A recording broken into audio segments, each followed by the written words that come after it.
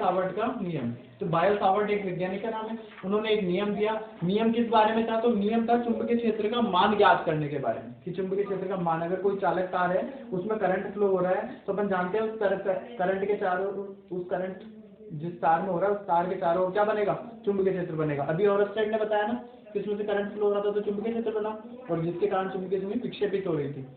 तो जो चुंबकीय क्षेत्र बन रहा है, तो उस चुंबकीय क्षेत्र का मान ज्ञात करा, किसने करा? सबसे पहले बायो-सावर्ट ने, कि चुंबकीय क्षेत्र का मान कितना है। तो वो बायो-सावर्ट का नियम है चुंबकीय क्षेत्र का मान ज्ञात करना।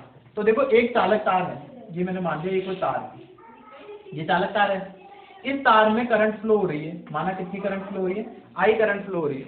इस आई करंट के कारण इस तार के चारों ओर क्या बन रहा है? चुंबकीय क्षेत्र बन रहा है। देखो करंट ऊपर फ्लो हो रही है, तो अंगूठे को रख दिया करंट की दिशा में, तो चुंबकीय क्षेत्र किस दिशा में बनेगा? ऐसे घूमती, मतलब यहाँ से ये बनेगा, यहाँ से अंदर जाएगी, और यहाँ से कहाँ निकलेगी? बाहर। तो यहाँ से अंदर जाएगी तो यहाँ तो लगाएंगे क्रॉस, तो अंदर जा रही है बल रेखा है बीच चुंबकीय क्षेत्र की, और यहाँ से बाहर निकल रही है तो क्या लगाएंगे? डॉट। तो यहाँ चुंबकीय क्षेत्र अंदर जा रहा है और यहाँ अपन बाहर जा रही है। अपन ने चुंबकीय क्षेत्र की दिशा को ज्ञात करा। इस तार के कारण जो चुंबकीय क्षेत्र उत्पन्न हो रहा है इसके चारों ओर, अगर तुमसे बोल दिया जाए किसी एक बिंदु पर, जैसे इसी बिंदु, यहाँ कोई बिंदु है, पी बिंदु है, इस पर चुंबकीय क्षेत्र का मान ज्ञात करो, तो उसका नियम अपन किससे निकालेंगे? बायो-सावर्ट के नियम से निकालेंगे। तो बायो-सावर्ट के नियम से निकालेंगे। तो देखो अपन क्या करेंगे, इस पूरे तार को पहले छोटे छोटे अल्पांश में तोड़ेंगे। उसमें से कोई एक अल्पांश ही, ये माना कि कोई dl इसकी लंबाई है, l तार की पूरे की लंबाई है, तो इस छोटे से अल्पांश की कितनी होगी? dl हो गई, ठीक है, ये अल्पांश की हो गई लंबाई। इस अल्पांश के कारण इस बिंदु P को अपन ने मिलाया, और माना कि ये जो बिंदु P है ये कितनी दूरी पर रखा है? r दूरी पर रखा है, और इस तार के साथ यहाँ से कितना कोण बना रहा है? थीटा कोण बना रहा है, ठीक है। यहाँ तक ठीक है ना? समझ गया अपन ने, ये समझ गया। तो इस अल्पांश के कारण वहां चुंबकीय क्षेत्र D है। तो इस तार का ये जो अल्पांश है dl, इसके कारण इस बिंदु P पर चुंबकीय क्षेत्र होगा कितना? वो बायो-सावर्ट ने बताया। वही अपन को पॉइंट नोट करना है कि इस तो अपन लिखेंगे यहाँ जो तार है उसका जो अल्पांश है, तो अल्पांश dl के कारण बिंदु P पर चुंबकीय क्षेत्र का जो मान होगा, उस चुंबकीय क्षेत्र के मान को मैं कहूंगा यहाँ पर dB।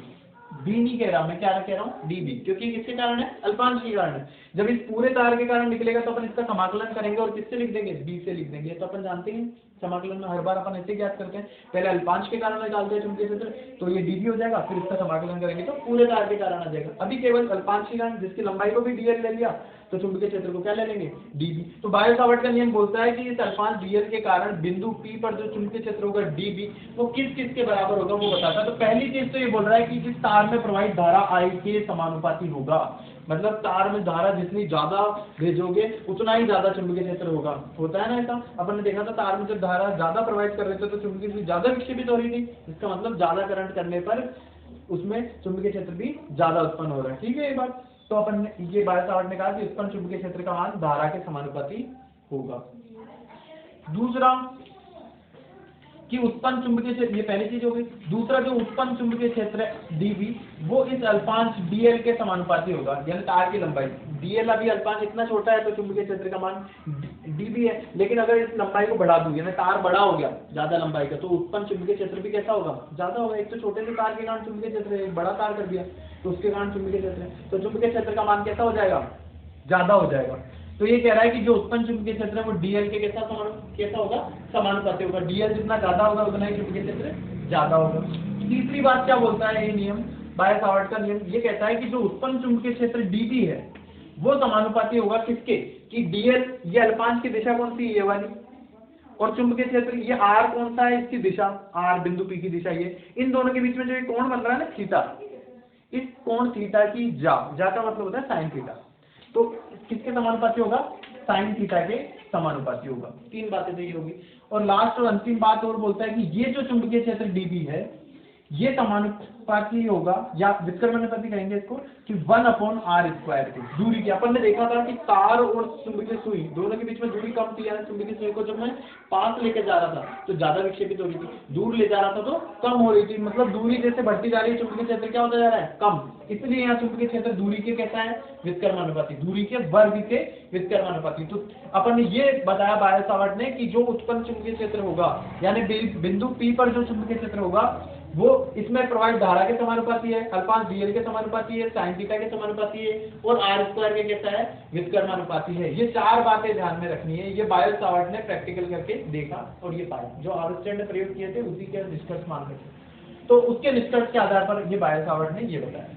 ठीक है, ये अपने चार में, अब इनको चारों को मिलाएं।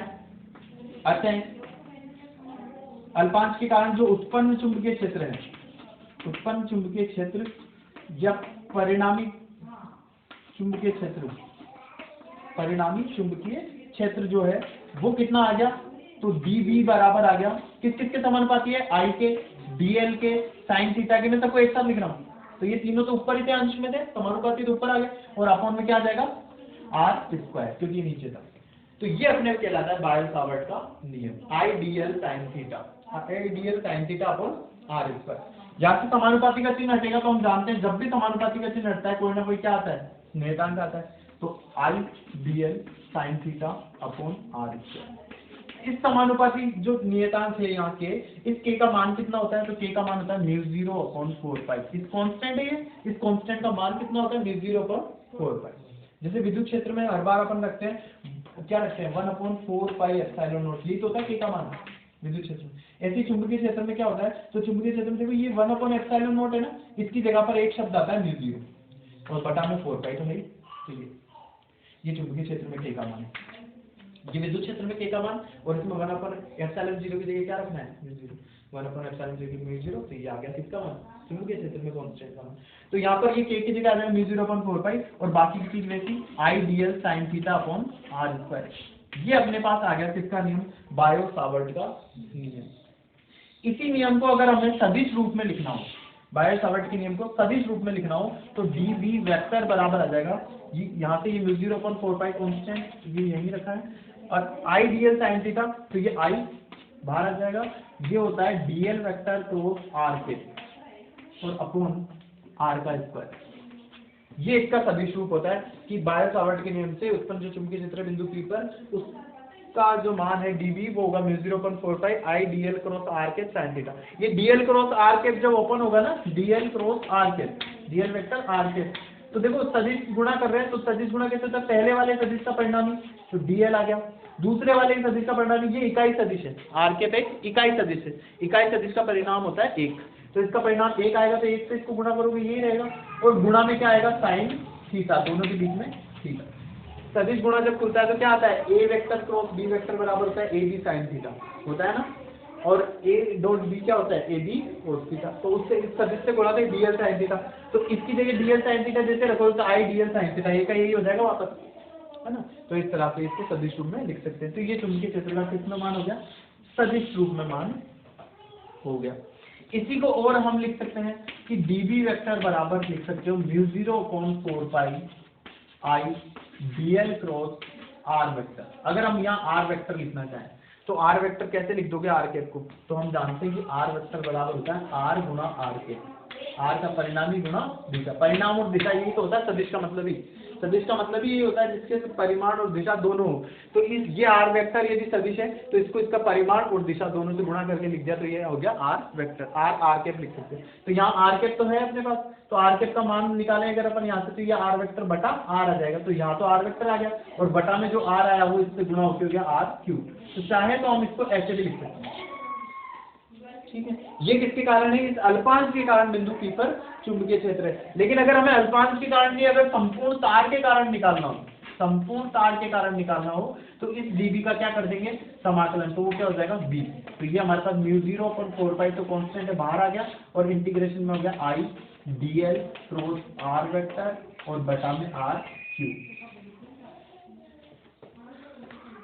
दिया, और इस तरह से ये संपूर्ण तार के कारण चुंबकीय क्षेत्र आ जाए। तो ये हमारे बायो सावर्ट का नियम है। क्या ध्यान रखना है कि बायो सावर्ट के नियम में, कि बायो सावर्ट ने बताया कि किसी तार के कारण r दूरी पर उत्पन्न चुंबकीय क्षेत्र का मान किस किस के समानुपाती होता है, उसमें प्रवाहित धारा के समानुपाती, अल्पांश dl के समानुपाती, अल्पांश dl और r को मिलाने वाला जो कोण है थीटा उसकी जा या साइन थीटा के समानुपाती, और दूरी के वर्ग के व्युत्क्रमानुपाती होता है। चारों को मिलाकर के हमने ये फॉर्मूला लिखा, समानुपाती का चिन्ह हटाते हैं μ0/4 आ गया। ये बायो सावर्ट का नियम हमारे हो गया।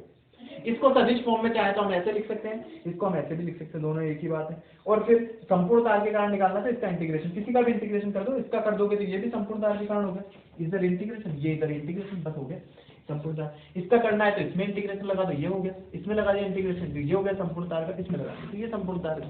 किसी में भी एक में इंटीग्रेशन कर देंगे तो वो संपूर्ण तार के कारण क्या हो जाएगा, चुंबकीय क्षेत्र हो जाएगा। तो ये अपने बायल सावर्ट का नियम कंप्लीट हो गया। कुछ पूछना है इसमें तो पूछो। देखो इसमें अपन दो विशेष स्थिति देख लेते हैं।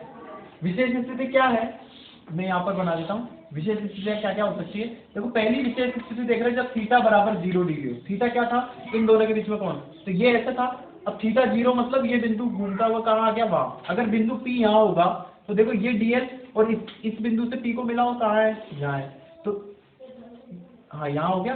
तो ये इन दोनों के बीच में कोण कितना हो गया, dl भी इधर है, p भी इधर है, तो ये वाली जब रेखा यहाँ आ गई तो दोनों के बीच में थीटा बराबर कितना हो गया, 0। कि कोई तार रखा है, इस तार के तुम इस पॉइंट पर चुंबकीय क्षेत्र पूछ रहे हो तो यहाँ थीटा कितना है, 0 है। तो थीटा जब 0 होगा तो साइन 0 का मान कितना होता है, 0। तो यहाँ 0 रखते ये पूरा क्या हो गया, 0। और ये पूरा जब 0 हो गया तो dB जो चुंबकीय क्षेत्र है वो पूरे के कारण क्या हो गया, 0। तो पूरे तार के कारण या इसका इंटीग्रेशन कर दो b तो वो भी क्या है, 0। तो चुंबकीय क्षेत्र का मान कैसा होगा, 0 होगा। इसका मतलब किसी भी तार की, ये तार के अक्ष है, इस अक्ष पर स्थित कोई भी बिंदु यहाँ किसी भी बिंदु पर चुंबकीय क्षेत्र अगर तुमसे पूछा जाएगा तो वो चुंबकीय क्षेत्र कितना होगा, 0 होगा। दूसरी विशेष स्थिति क्या है कि थीटा बराबर 90 डिग्री हो। ये 90 कब होगा कि ये बिंदु P कहाँ आ जाए, यहाँ आ जाए। जैसे ये यहाँ आ जाएगा, अभी ये यहाँ यूं हो जाएगा, तो देखो दोनों के बीच में कोण कितना हो जाएगा, 90 डिग्री हो जाएगा। तो ऐसी जब स्थिति बनेगी जब थीटा बराबर 90 डिग्री होगा तो यहाँ 90 रखते हैं, साइन का 90 का मान कितना होता है, 1। तो ये हमारे पास चुंबकीय क्षेत्र जो B है, इंटीग्रेशन dB जो कह रहे हैं यहाँ 1 हो गया, तो ये आंसर में आ गया μ0/4 पाई IdL अपॉन R स्क्वायर, ये आंसर हो गया। तो उत्पन्न चुंबकीय क्षेत्र का मान ये हो जाएगा। अच्छा साइन 90 जो होता है, साइन का अधिकतम मान होता है, साइन का अधिकतम मान एक हो सकता है, एक से ज्यादा कभी नहीं होता। तो इसलिए ये जो चुंबकीय क्षेत्र का मान है ये इस चुंबकीय क्षेत्र का अधिकतम मान है, मैक्सिमम। ये हमारे विशेष स्थितियां होगी। इस तरह से हमने टॉपिक कंप्लीट कर दिया।